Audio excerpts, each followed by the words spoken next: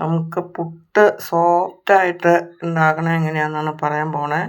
ഇത് പുട്ടുപൊടി പാകത്തിന് വെള്ളമൊഴിച്ച് നനയ്ക്കണം. ഒരുപാട് അങ്ങോട്ട് കുഴഞ്ഞു പോകരുത്.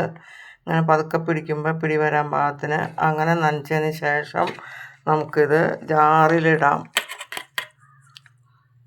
നമുക്ക് ഇത് ജാറിലിട്ട് ഒരു കറക്കം കറക്കിയെടുക്കാം. കറക്കിയെടുത്തതിന് ശേഷം നമുക്ക് ആ പുട്ടുപൊടി ഇങ്ങനെ നല്ല സോഫ്റ്റായിട്ട് കിട്ടും.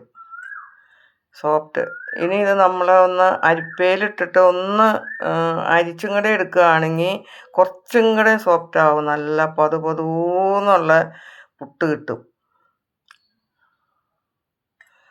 എന്നിട്ട് നമുക്കിത് ഇതിനകത്ത് വാരി വയ്ക്കാം. കുക്കറിനകത്ത് വാരി വെച്ച് നമുക്ക് പുട്ടായിട്ടുണ്ടാക്കാം. നല്ല അടിപൊളി സോഫ്റ്റ് പുട്ട്. ഇതിന് നമുക്ക് ഇറച്ചിച്ചാറോ മീൻചാറോ എന്തെങ്കിലും കൂട്ടി പഴമോ ആവശ്യം ഉള്ളവരെ ഇഷ്ടാനുസരണം ചേർത്തിട്ട് നമുക്ക് കഴിക്കാവുന്നതാണ്.